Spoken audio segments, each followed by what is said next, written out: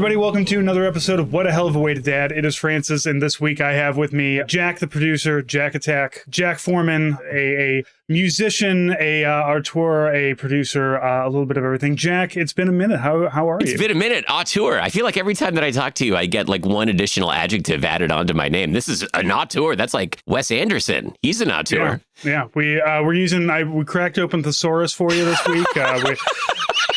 Flipped on through to find some fancy words that are going to sound good that nobody else is really going to look up. You know. Yeah, exactly. Yeah. What does auteur mean? Who knows? It's in the book. I'll take it. It sounds fancy. It sounds like artist, and it sounds very French, so you know it's good. Definitely, yeah. As a true auteur, you'll notice in my video background that listeners can't see, I framed everything up with perfect symmetry, just like a Wes Anderson movie. And if you look very carefully back there, that's Tilda Swinton. She's going to make an entrance in Act 3. So I'm really excited to be here. You do have a very nice aesthetic going on with your guitars and banjo and everything on the wall there. Thank you. So, I've been making music for families for 20 years. I was in a band before that, but things have been a little fallow lately. Sure. But as a band, we just recorded a new EP over the last couple of months. So a lot of those instruments have gotten used for the first time in a while, and literally were covered in dust. Like I had to, anytime I pulled something down off the wall, I literally had to stop like the creative process so that I could, get Windex and dusters. Get a Swiffer and get it all dusted up. Yeah, no, I've got that. Every once in a while I go downstairs and I find some art supplies that have been tucked away in a corner and have a light layer of dust. Like that's where those paints went. Yeah. All right, fine. Yeah. The paint, I buy them and then I put them somewhere and then I completely forget about it because I am a completely disorganized human being. So. Oh, totally. I just like that the world actually serves up perfect analogies sometimes. Like literally there's dust on my activities. Yeah. This is how long it's been. So, but Jack, you, regardless of that, you're still going on vacation. So you're going on vacation. I'm going to be out of town too, but you sound, you're going to Italy, man. I'm going to Louisville. So, what's going on in Italy? Louisville is the Milan of the Midwest. So don't sell yourself short. And just let me put a pin in your question really fast and say, as soon as we're done talking about this, I cannot wait to talk minivans with you because I'm a devotee. I've been a 25-year plus. There's no reason to wait till after we're done we record about the minivans. Oh, no. I'm just saying after we talk for 2 minutes about Italy, I want to talk for 30 minutes about minivans. I want to rebrand this podcast. Hell of a way to van. But yeah, my family and I have kind of made a habit of going to Italy. This is maybe our 4th or 5th time. I took Italian in college just on a whim. I guess I went there like as a senior trip in high school. All the cool kids were going to Cancun or whatever. And all of the, artsy English, future English major theater kids and musicians went on this trip to Italy and loved it. And every time we go back, I think it's just amazing. Trying to think about how could we own a piece of Italy one day and just live there. But kids and my wife and I are going for 2.5 weeks from Venice as far south as Naples. Yeah, it's going to be awesome. So you travel around then. So how does that work? Are you taking a train? 100%. Land in one place train? Oh, that's nice. The last time we were there was 2 years ago, and my wife actually had a really crazy medical emergency that she's fully recovered from, but it was kind of dicey for a while. Mm-hmm. And because of where we were staying and where the nearest hospital was, we ended up having to rent a car, and I drove around in Italy for the first time. Did you smoke a cigarette the entire time and say ciao? Oh, absolutely. And just swerving from lane to lane aggressively. No, actually, like Italian drivers were fine. This seems to be an overblown stereotype. Although we were in Verona, which is, pretty far north. And, generally, just like in the US, the further south you go in Italy, the weirder things get. So I think if you're trying to pull those kind of moves in, say, Sicily or, Sorrento, you might run into, some more precarious situations. But yeah, we take trains. So I've already booked there's a train called the Frecciarossa. It's the super fast, like 200 miles an hour train that goes from major cities to cities. So we've got those legs already set up. But yeah, like tons, you could just show up at any stazione and get a ticket, for a train that's leaving in 5 minutes. It's just like riding the subway in New York. It's an amazing system. Like it puts Amtrak to shame. It's really sad. It's unfortunate. America is just too big. We just can't. Nobody from New York wants to go to LA and touch all of this Midwest. Oh, that's the problem. What's the point? Yeah. I saw on Reddit this morning an outline of France overlaid over Texas, and they're basically the same size. You know? Yeah. So you don't really get a sense of the scale of the U.S. until you're in your minivan driving through, your second batch of 10 hours in North Dakota, and you realize, oh yeah. And what is Texas but the France of America? It's so true. I feel the same. There's so many Rivieras. There's so many mispronounced foreign languages. Yes, Houston, the city of lights. All right, let's talk minivan. I got a 2016 Toyota Sienna. This is an LE with all-wheel drive, which we got because we're close enough to the mountains here in Seattle that we go skiing a lot. So we needed that. This car was it was a rental car for a year, so we got it at like dollar car sales for like obnoxiously cheap. It was too good of a deal to pass up, and it's been such a great van. Seat 7. We talked about this last summer. We did like a big road trip through national parks in it, and I've wanted a minivan since I was like literally 20 years old. So finally getting it.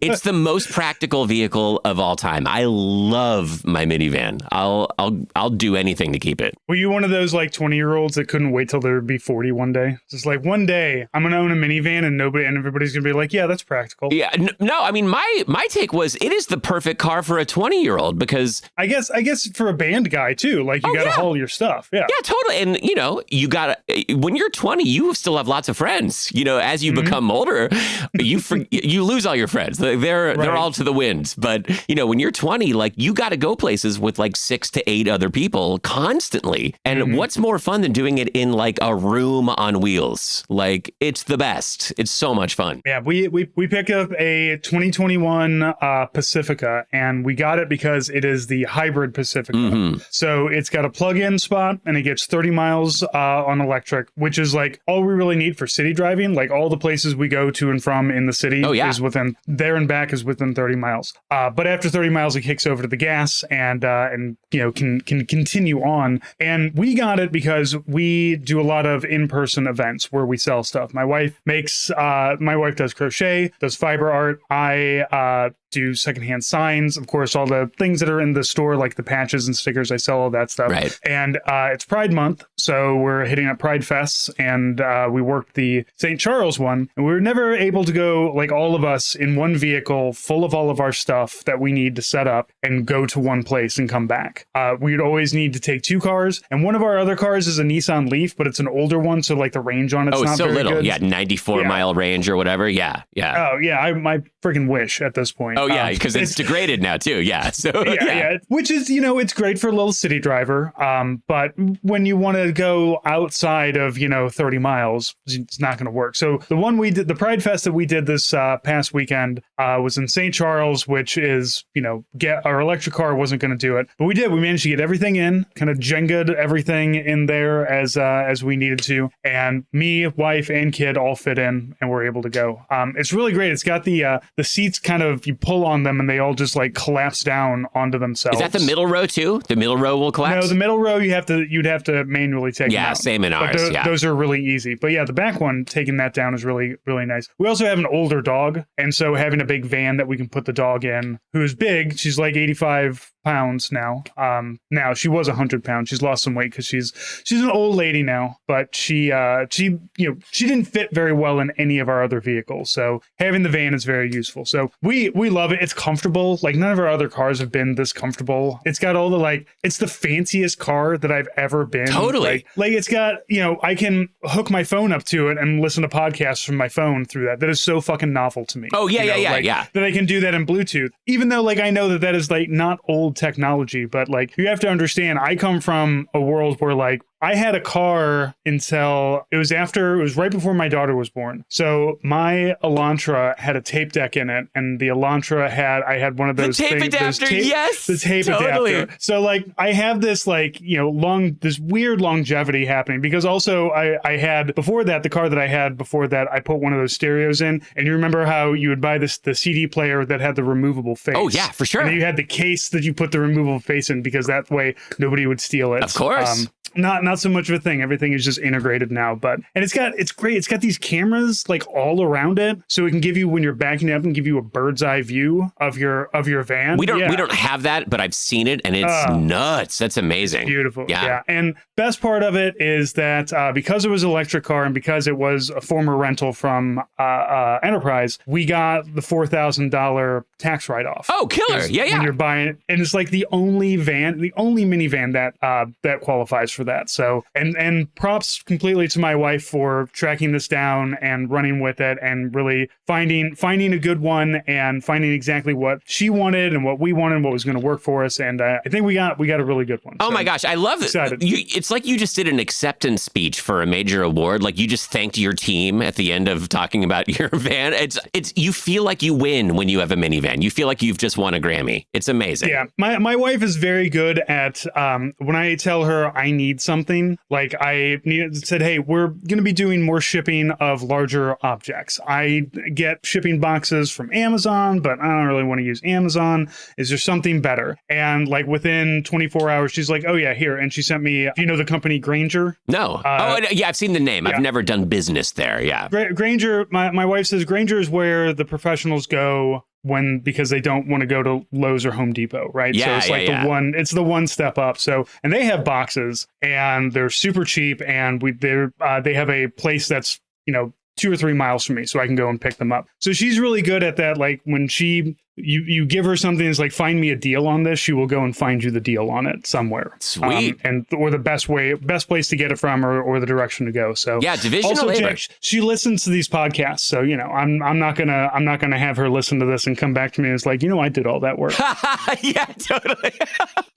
Yeah. So I want everybody to know that she did all of that work. It's a group project. This was a group project, and she was a huge part of it, even though you're the mouthpiece for this project. And she handled the vehicle part. I handled the bank part because we used a home equity line of credit to pay for it. So, I had to deal, and that was a whole nightmare in and of itself. So I was doing things. I had my own things to deal with, but she handled all of the finding the car, which car would be the best. We were going back and forth about what was going to be the best, and then we found an electric minivan. It's like, well, there it goes. It's a score. Yeah. The only other minivan that exists now that's electric is the new Volkswagen one, where they remade the hippie van. Yeah, the bus. Yeah, the ID Buzz. We have we've got a Volkswagen dealer really close to our house. In fact, when I walked my daughter to school, although I'm not doing that anymore because she just graduated from elementary school, so I'm no longer like the side-by-side walker guy. But yeah, we would pass by the lot every day and see them out there. And I got to tell you, I was really stoked about it because we used to have an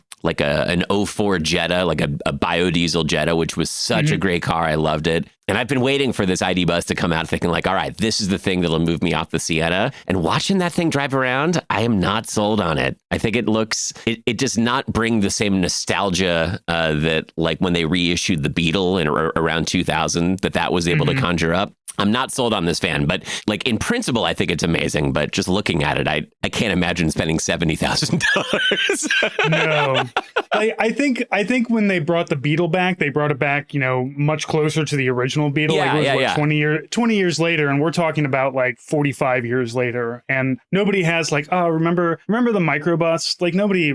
That's just a hippie van. Oh, yeah. And there have been so many iterations of that van. There's been the Euro van. There's been the Westphalia.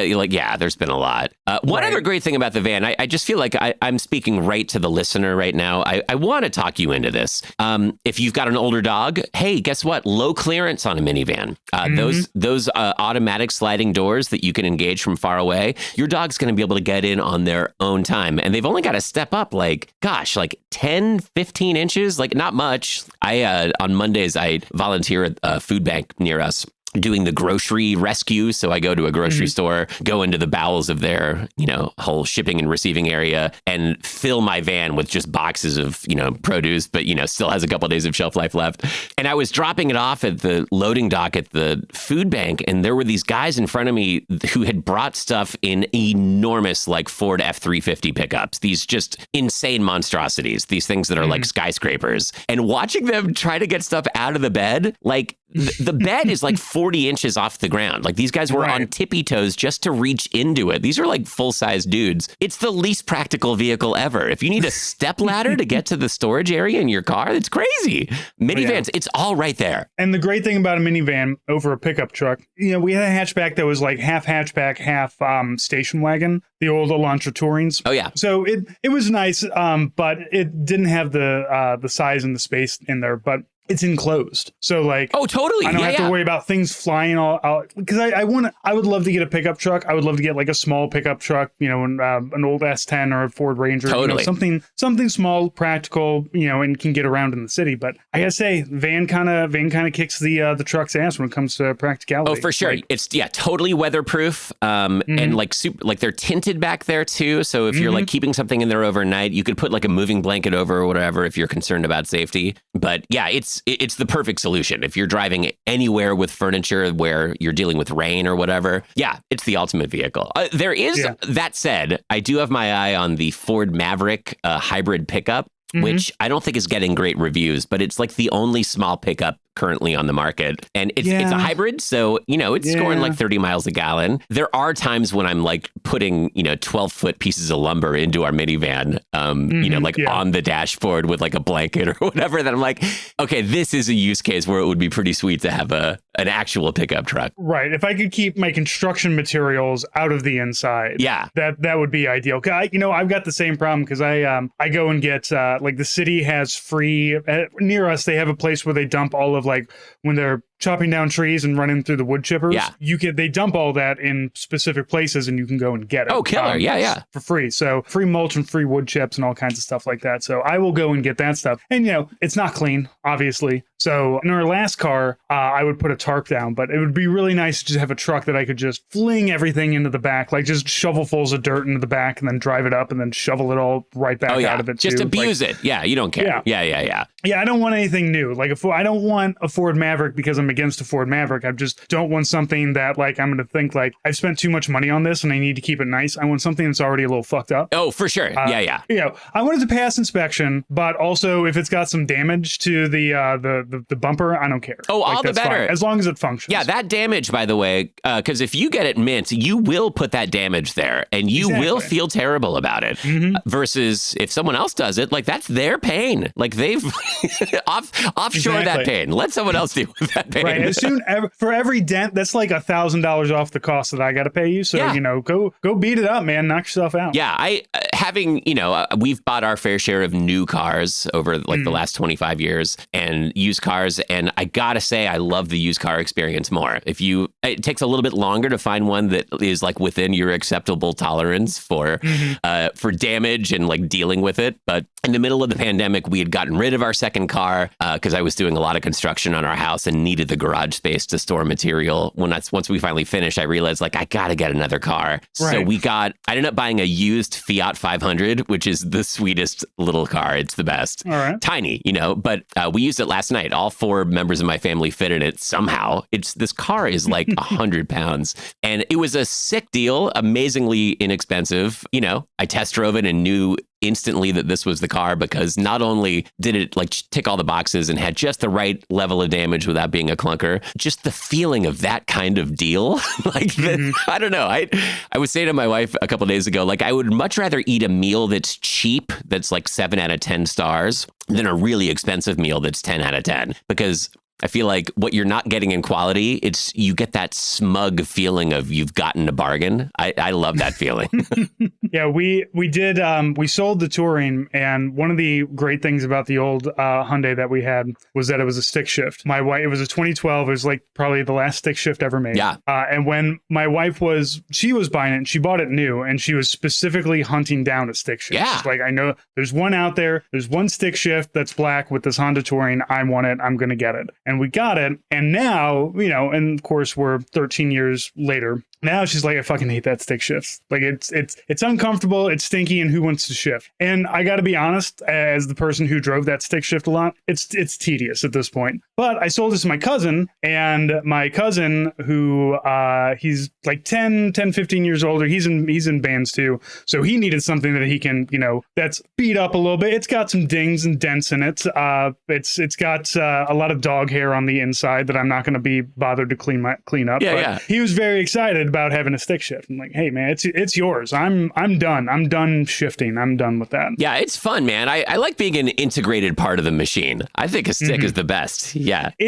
It just, when you go back and forth between an automatic and a stick shift, it throws you off sometimes. Sure. And I forget to put it in neutral and everything. But I did grow up driving sticks. Like everything I drove, my father insisted on stick shifts, I think because they were cheaper in the 90s. Yeah, that's right. Yeah. There used to be like an actual reason to get a stick shift, and all that is kind of taken away now. But for the original, the 94 Ford Tempo that I inherited from him was a stick shift. My first like real girlfriend's car was a stick shift. So I've been driving sticks. I'm good at it, but I'm just done with it. Yeah, I'm just tired. You've earned a vacation. Yeah, you're retired from. I'm gonna I have this nice new car that's got a whole like tablet dashboard in the front, and I can it's very fancy. I'm very excited to have, I don't know, a screen to distract me while I'm driving. Yeah, definitely. Isn't that wonderful? Yeah, watching feature-length films while you're on the road. Yeah, my daughter got really excited because she saw there were games on it. Like, no, you're not going to be up here while we're driving playing games on the like, don't do that. I tell you, she is very excited though that the doors open and close with a push of a button. Oh yeah, it's the best. It's so fun. Yeah. I've had to catch myself a couple times because I do the thing where I grab the sliding door and I put weight into it because I'm expecting that I have to haul it open like you had to do back in the day. Yeah. And then I do that, and then I about tear my arm out because the car's like, no, don't do that. Right, totally. Push the button, man. Just push the freaking button. Yeah, there is, I have had a few experiences lately where I'm bringing the uninitiated along for a ride in the minivan in the second row, and I realize too late that I have to educate them on the automatic door. Like, no, don't pull, no, just gentle pull, nope, not that kind of tug. Just pull on the handle. Yeah. Just push the button. Just push the button. Yeah. Just put the button. No, don't pull on it. Don't pull on it. Once upon a time, I worked at a Walmart in the Tire Lube Express area doing oil changes, and we learned the hard way that Cadillac, like the early aughts and late 90s Cadillacs, the trunk had an automatic feature, but not like you hit a button and it closes, just that you have to close it. You have to like gently close it. Oh, and then something will catch. Sucks it. Yeah. Right. But like no other trunk operated like that we ever saw. So when that happened and the guy had to come out here, he's like, all right. And he didn't say it out loud, but you could hear all right, you freaking idiots. Listen to me. Close this gently. And he showed it to us and we're like, okay, because I think we were taking the spare tire out to swap it. Yeah. We were in his trunk. He's like, listen to me. Don't break my Cadillac. Let me tell you something though, Jack. Every one of those Cadillacs leaked. Every one of them had huge oil leaks. They took eight quarts of oil to fill them, and every one of them was leaking constantly. Wow. So, yeah, they were gross. Pro tip. Yeah, my extended family on my dad's side were always into fancy cars, and pretty snobbishly so too. So I learned that trick very early on. But yeah, every one of those like fancy, they were all American cars too. Fancy American cars. They just seemed, they got off on sticking one like completely unique feature that no one could understand into each one. I think it's just bragging rights. Yes, right. I too can be needlessly complicated, and you too will have to suffer for it. Yeah, no, we decided to make van doors that open the opposite way. Yeah. Nobody's ever done it before. Yeah. And you're just like, yeah, man, there's a reason for that. Yeah, suicide doors, I think that's what those are called. Yeah, suicide doors on a van. That's I love that idea. Yeah, just totally obscuring the front doors. We're gonna make this complicated for everybody. Yeah. I wanted to pick your brain.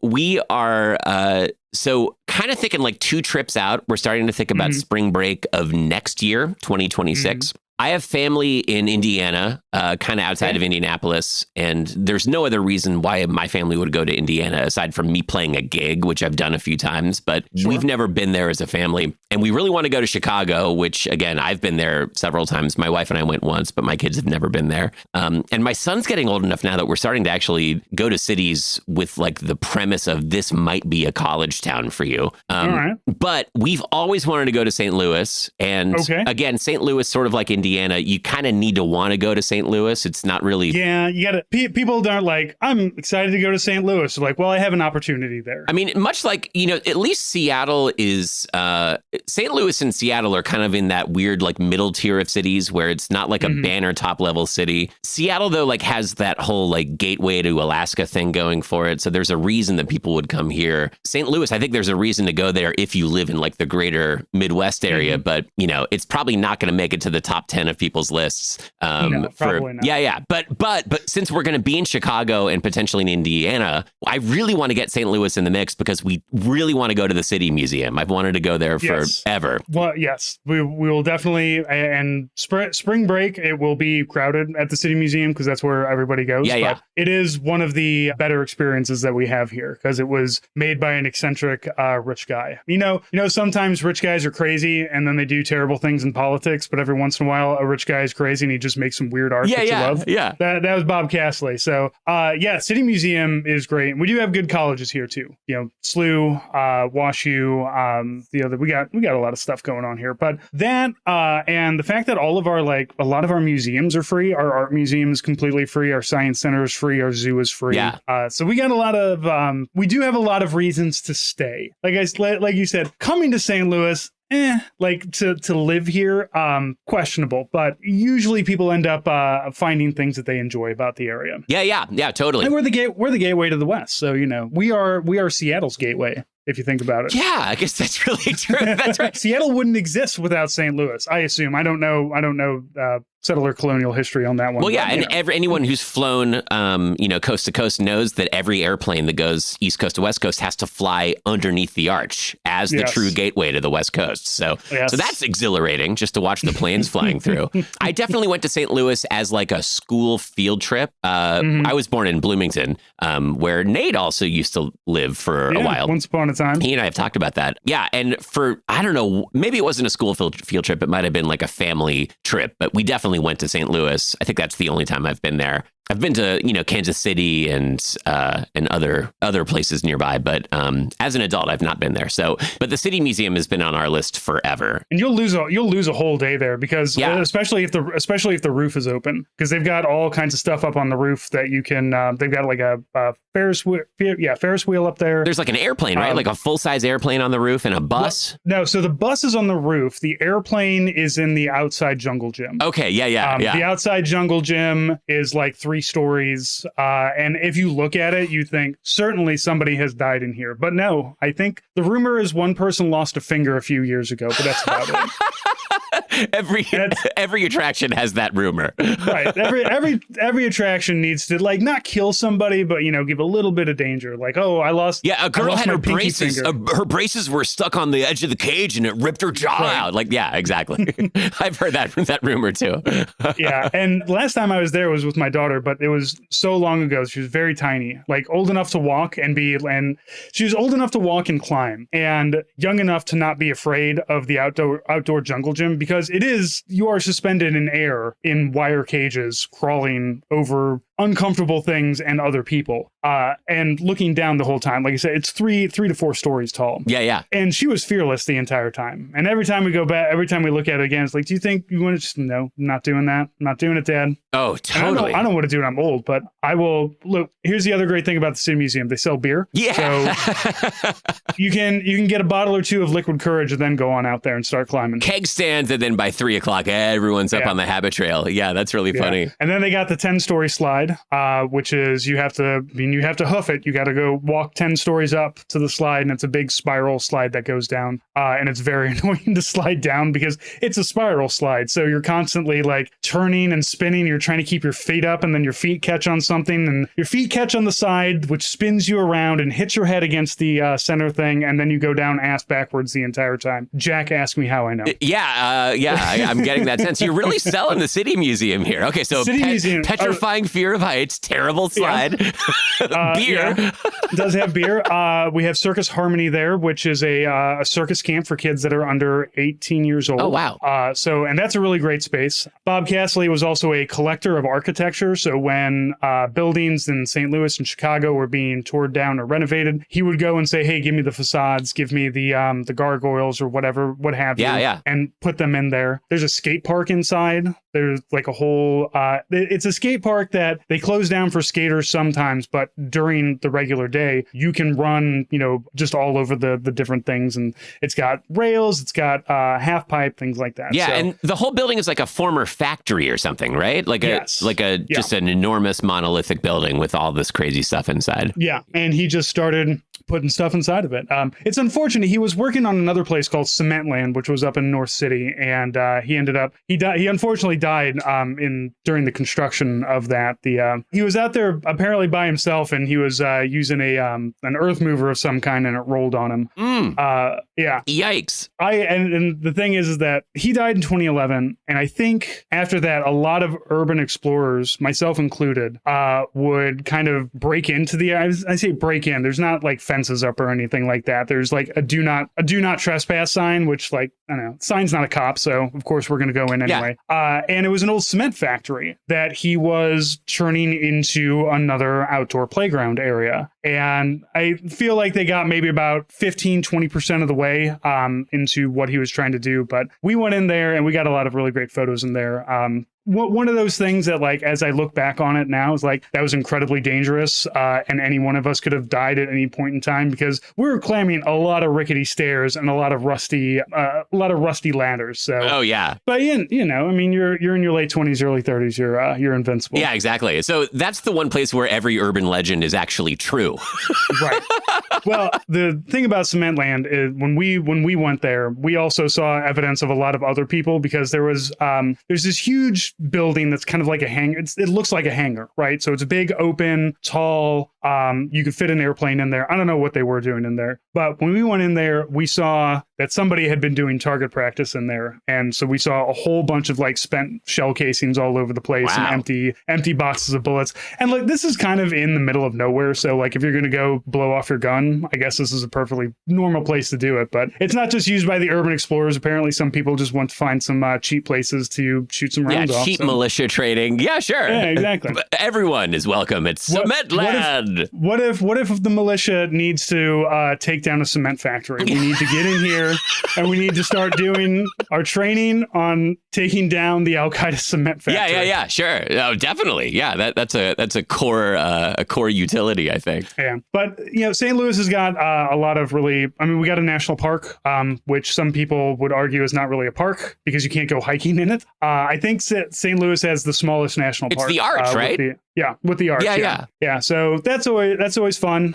If you're a tourist, you got to go up in the Arch at least once. My brother has worked as a ranger at the Arch for like over 30 years at this point, and he's retiring soon. So I'm not going to have a free way to get up to the top of the Arch anymore, unfortunately. Wow. He also he would always kind of get us into all the behind the scenes places. Like you guys want to see because they have elevators that go up. Yeah. And they're very specific elevators to do what it needs to do. So he's like, yeah, we can go around. You can see like where the elevator shafts are and see how they come in and go out and everything. So, and I'm a big nerd about logistics and how machines work, so that's right up my alley. I was just imagining that elevator, and I think that I've seen it depicted. There's like a Percy Jackson movie that happens at the St. Louis Arch. Yes. Was that pretty I don't know if you remember it, but was that pretty close to what it's actually like there? I didn't see I did see that they were in the Arch proper up top. And that all looked correct. I did not see the episode, so I don't know. But from what I've heard, everybody said that it's very accurate. Yeah, like interesting. It's an egg. Like you get into an egg. Yeah, right. There's 5 seats. There's 5 seats in the egg. The egg is very uncomfortable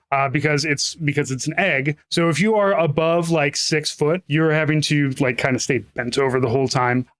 Everybody's pointing towards each other. So if somebody has bad breath, it's going to be a bad day for everybody in there.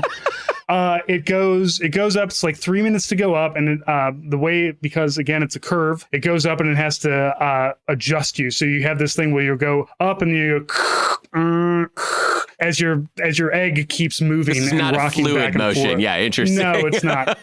It is very fluid, and then it's like, look, we're getting to the apex. We got to start doing some turns here. But they don't go all the way up. They kind of get to maybe there's still some stairs that you got to climb at the end, basically. Oh man, but, I was trying to get my brother to let me. It's like, let me go up to the top, and then let me take the stairs down. And he's like, I can't let you do that one. It's fine. But what's the point of my brother being the head ranger at the arch if he can't let me go down, take the stairs all the way down from the top of the arch on a whim? 30 years. Is that typical, by the way, that rangers will stay in the same physical plant for that long, or are people frequently reassigned? I think you can request to be reassigned, but he's from St. Louis. He lives in St. Louis. He picked up his first posting was at the Petrified Forest, and then there was an opening in St. Louis, and he's like, yeah, I want to be back home where my family is. Yeah. He got that, and he's stuck. I'm sure that if he wanted to transfer, but he gets to take care of the arch. Make sure nobody hijacks the arch and flies it into something, I guess. Yeah, right, exactly. Yeah, it'll just walk away if you don't keep it harnessed. Yeah. Well, look, it is a federal building, so you have to go through all those like metal detectors and bag scans and everything. So nobody's hijacking the arch and stealing it, I guess. Yeah, good. That's a relief. Yeah, it's funny. We went another trip. We were in Italy, but went to Paris for part of it and went to Disney Paris. Our kids were still pretty young. Yeah. I got to say, it's very charming to do Star Tours at Disney Paris and hear C-3PO speaking to you in French. It's amazing. I don't speak French. And it was just very charming. I feel like he should have been speaking French. Yeah. Or maybe had more of a French accent. Oh, for sure. Yeah. He's a very fancy droid. But while we were there, we did... Oh man, what is the ride? Something from Peter Pan. Maybe it's just called the Peter Pan ride. I don't know. You start in a bed, I think, and then you ended up flying out the windows, much like, all the kids do in Peter Pan. And this thing, I think it was built in like the late 90s. This was supposed to be this revolutionary, 3D experience of, they finally harnessed the power of machines to deliver a really organic experience. And sometimes you're like hanging by a crane. Sometimes you're like on a track or a rail. I think you turn into a boat at one point, but you're always in the same vehicle that, that is transferred from each location. But the process of transferring from each one to the next was so unbelievably clunky. It's like you're kind of flying and it seems like it's going okay. And then you can just tell what's happening because the whole thing is like...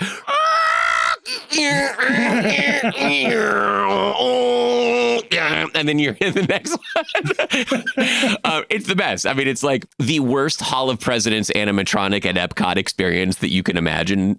You are now suddenly the animatronic figure. You're Abe Lincoln, like going through this whole process. It was hysterical. And everyone else on this ride, I think, was like really like immersed in the magic and captivated by it. Don't you remember in Peter Pan when one of the pirates just started screaming, just doing metal shrieks at Peter? It was incredible. Yeah, it was like we are Optimus Prime's groin as he's transforming from robot to truck.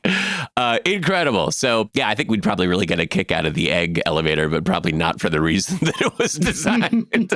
The clunkier, the better. And that's the thing. Part of the charm is you're going up in weird elevators that nobody else is, that you will never experience anywhere else. Of course, yeah. This doesn't exist anywhere else because nobody else, like, who would look at the arch and be like, you know what we need? A second one. Yeah. somewhere else. Exact same thing. Another arch. No, it's nice. It's nice where it is, but it can be a St. Louis. Well, it would be in right. whatever is St. Louis's sister city. So you just have to figure that out. Maybe it probably already has a sister city somewhere. Somewhere in the middle of another country.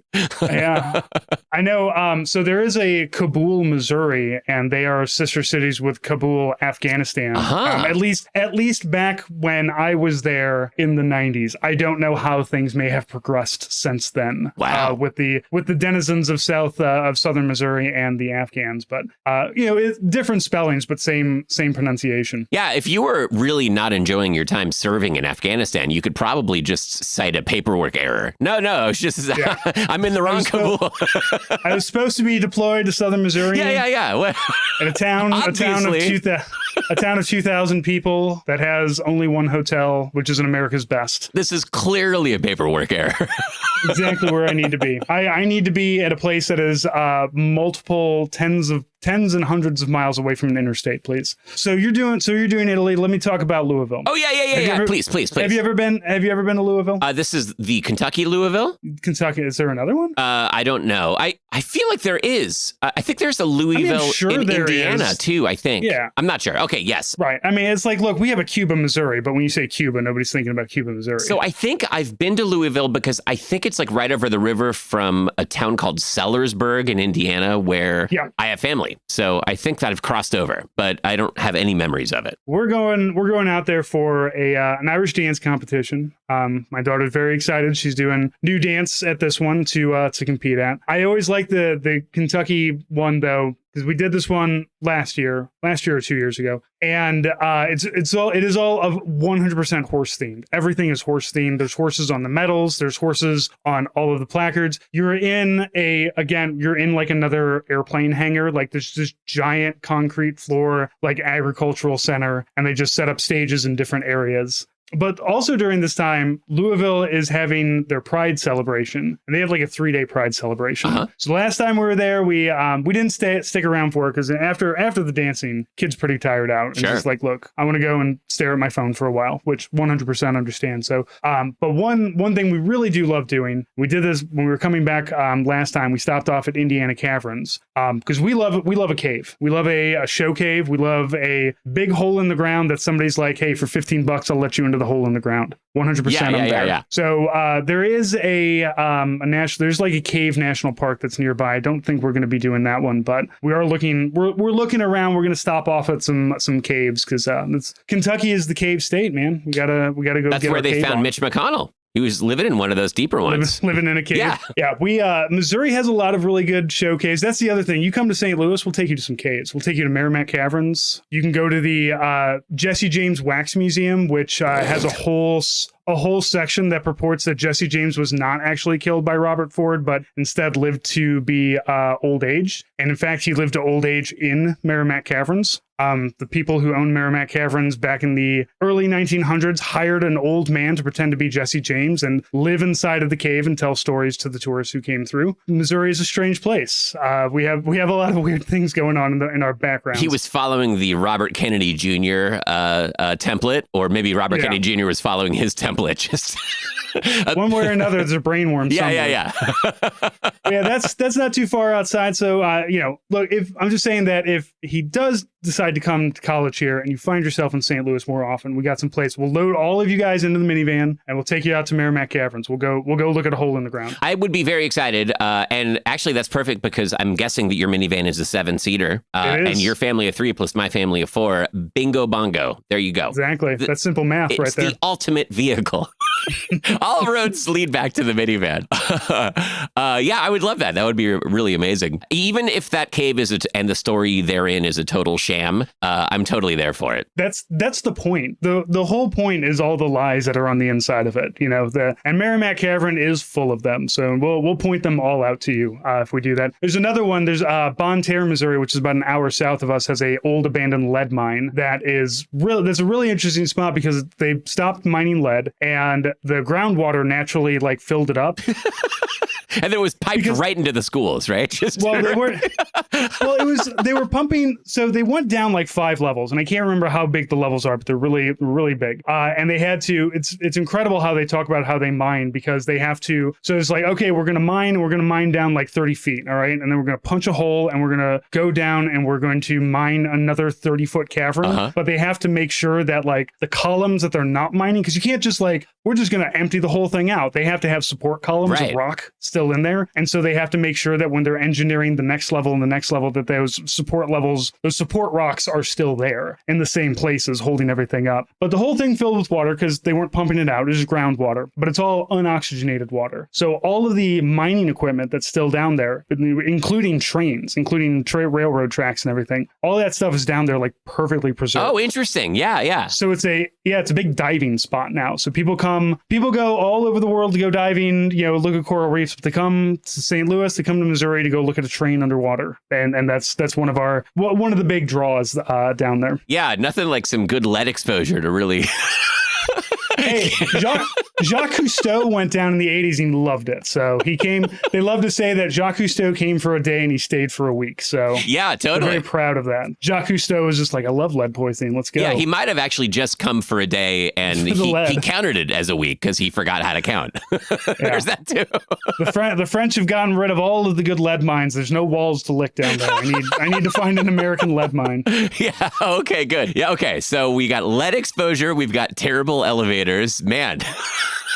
We got we unfortunately we unfortunately no longer have the Elvis is Alive Museum, which was run by a absolute crackpot outside of St. Louis. The building was fascinating because it had this gigantic like a wood Elvis that was probably about 12, 15 feet tall, size of your skeleton, your Home Depot skeleton. Oh, yeah. And it's of Elvis, and he's singing, he's in his rhinestone. But the building after the Elvis is Alive Museum was no longer there. It was taken over by a church. And so the church just put a cross on the back of Elvis. They put a cross. So Elvis is there still singing, but he's also bearing a cross. Yeah, so Elvis turned into Baby Billy, Uncle Baby Billy. Yeah, it's perfect. He did. And sadly, that building no longer exists anymore. But one of those few little roadside stops that drifted away when. That's sad. I would love to see that. Yeah. Yeah. Oh my gosh. Yeah. Anything televangelist related, I'm totally there for. Anything that's obviously false. And I don't want to fact check things either. Like I think when I was a younger person, I used to really want to get in there and try to speak the good word and smack some sense into people with mistaken beliefs. I love owning it now. I love just playing the part of a sucker and just eating it all up. Tell me everything. Yeah, keep please. going. Tell me all of your, especially if it's not, like if you're trying to convince me that Jesse James wasn't killed by Robert Ford, fine. Your opinion does not affect anybody. Yeah, exactly. Whether you hold it or not, so I will listen to you all day long. Yeah. I have no desire or need to correct you on it. Yeah, I'm probably not going to yes and at a Klan rally, but I will definitely yes and at the Elvis is Alive Museum with pleasure. Yeah, sadly our crackpots have all disappeared. Well, Jack, I appreciate you coming on with me. Nate had to fly to London. I don't know what he's doing in London. Oh, the Trash Future Comedy Festival. Yeah. Yeah. Nobody invites me to these things. I assume it's because I live in St. Louis and not because I'm, not funny. Yeah, I think it's okay. I don't think that's it. I think airfare from Switzerland to Ryanair is a lot cheaper than British Airlines. Yeah, trying to get Trash Future to buy my plane ticket out to London. Still waiting on that one. Yeah, it's been really fun to listen to Trash Future talk about their plans for an American tour, and lo and behold, they're not doing one. Hey, it's probably a pretty wise move. Probably a smart thing to do. Yeah, I would not try to come into this country with a funny accent at all. Like you're gonna be targeted. Yeah, I do have that question. We had some friends that were in Italy actually in April for their spring break, and I was kind of on pins and needles as their trip was ending, and I hadn't heard from them for a day or two, and I was wondering what their customs experience was coming back into the U.S. Like I don't know what it's like crossing borders for naturalized American citizens, but I can't believe it's any easier than it used to be, and it certainly must be harder than it used to be. So that's a big question mark for us too. Getting out of America is going to be easy to go to Italy. Getting back, I don't know. We'll see. This may be the last time you hear from me, Francis. Well, line up another producer first, then. Yeah, exactly. Yeah, totally. Yeah, my parents, I think they did a cruise and they went up to Canada, and my parents were asking me about where to get a burner phone, and I'm like, "You're 83-year-old white people. Don't worry about it. Like they don't give a shit." I think their cricket phone already is a burner phone. I think they're all set. That one-touch emergency button. Yeah. No, they got nice phones because my brother bought them phones. My brother has always been the one dragging them kicking and screaming into the current telecom era. Like specifically telephones. Like they had a rotary phone while I was growing up, and so my brother was like, "No, here's a touch-tone phone. Be normal, please." Wow, and they can use it? Like yeah. And sorry, how old are they? My parents are in their 80s. Yeah, okay. Yeah, my mom's 83 and she is so resistant to smartphone. Oh no, my dad loves it. Like he talks to his smartphone all the time. Not like he likes to be able to like, oh, I don't know that and I can look it up. Yeah. You know, he likes to be able to have that immediate knowledge, but also like my parents are very good at like keeping, all right, there's times to be on the phone and there's times where it's rotting our brains. So let's, make sure that we're not rotting our brains. But they've both been really good with cell phones. They haven't wanted to buy them themselves, but if somebody would buy it for them, they're like, yeah, okay, we'll give that a go. Well, yeah, because they're still dealing in Depression era math. So the idea of a $600 iPhone. They're not that old. Oh no, but they learned it from people who are that old. yeah, fair. My father was born in 41, so yeah, they did have living through with parents going through not only post-Depression but current World War II. Yeah. They knew a thing or two about scarcity. Yeah. My mom understands the utility of a smartphone because she'll be over for dinner and she'll ask a question and she'll be like, "You've got one of those smartphones. Why don't you let me know? Look it up right now." So it's like you could do this. You have thumbs. Right. You can figure this out. But that's the bridge too far. I did have to explain to my father how ads work in apps though, because he was telling me, he's like, every time I open up the weather app, there's an ad comes up, and he's showing it to me. And I said, okay. He's like, well, how do I stop that? It's like you pay like $3.99 and then the ads go away. Like there's a button right there that says if you pay for the app. Like how do you think that they're making money off of this? Do you think that they're going to give you the weather for free? No, they're going to show you an ad. Like you pay a couple bucks or you see the ad. But he had been operating off of this idea that like somebody had been hacking his phone because he'd been seeing an ad. And the other thing that he did that was completely insane, and God bless my mom, because my mom was like, yes, I understand that this is insane. He was asking me, he's like, every time I try to, since this update, every time I try to delete a text message, it deletes the whole chain and not just the individual text message. And I said, well, why are you trying to delete individual text messages? Let's get to the root of this first. Yeah. And it turns out that he's been texting himself as a to-do list. And then when he gets done with whatever he's to-doing, he would delete it off of there. Yeah. And I was like, Dad, that's an insane thing to be doing. That's a pretty clever workaround, though. I mean, for an analog kind of guy, like it makes total sense. but here's the thing, because even my mom was there and she's like, yeah, it's insane. I'm like, Dad, there are notes apps. You understand that, right? That those exist. And he's like, well, I just don't know which one to get. I was like, get the Keep Notes. You have a Google, just keep it in your Google thing. I'm showing him Keep Notes. I'm like, look, you can put it on your phone and you can look at it on your computer. It's great. Stop using your text messages. I don't even know like how to describe that. That's so like out of left field of a way to be using the text message, like your messages function. Like I don't even know. Like my father's a very smart person. He was an engineer.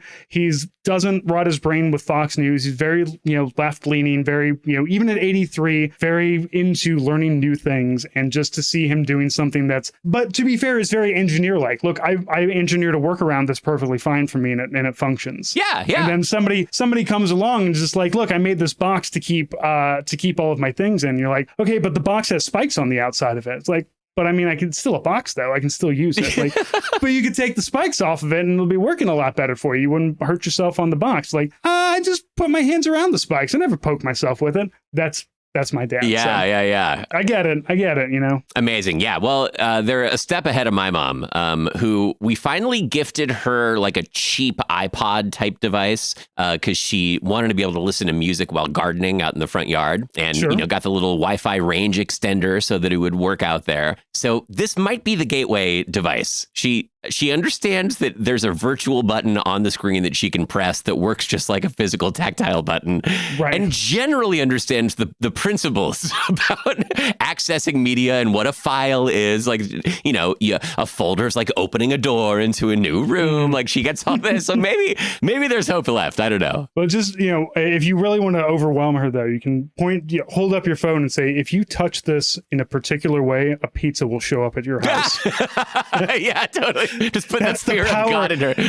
That's the power of this rectangle. If you touch it in a very particular way, like, 1,000 monkeys trying to write Shakespeare. Yeah. A pizza will show up at your door. Oh, for sure. Yeah, I've got a friend whose kid, when he was pretty young, like 3 or 4 years old, bought a Hawaiian vacation accidentally on their phone. Like literally, they had to go in, and I think they were able to cancel it. But I mean, multiple $1,000s. Like he bought a package. He got the whole thing. He understood. He understood there's value in booking the package and not doing it individually. Yeah, smart kid. That's what I was saying too. Like, take advantage of the volume discount. Yeah, your wife's a travel agent. Like, come on. Don't punish him for being fiscally responsible. Yeah, exactly. Why would they cancel it? Take advantage of these bargains. Yeah. Well, Jack, I hope you have a good time in Italy. I know you're going to be doing some producing over there, but I don't think I'll have too much for you. Oh yeah, I think we'll be okay. I'll throw some Italian Foley onto the end of each episode, so people really. Oh, there we go. Yeah. They really get the feeling. Don't put the opening theme. Just have I just need you going molto bene. Yeah. Well, okay. No, here I'll make a deal with you right now. If I can find some good like street music happening in Italy, and I'm able to record it, can I use that for a theme song on like an intro on an episode? Absolutely. Okay, I'm gonna. We can have a whole different intro on anything that you're on. So we can have the Jack intro, so people know it's like, all right, it's time for some poppy Italian music. Okay, so this is great. Okay, so for anyone who's listening right now, this is just a little Easter egg for you. Not everyone's gonna get this. They're gonna be like, what happened to the zoom, zoom, zoom, zoom thing? If you hear like Italian accordion, you hear something that just really feels like you're in the Godfather soundtrack, just know that's me at an outdoor cafe with a Peroni in one hand and my iPhone in the other, recording that sound.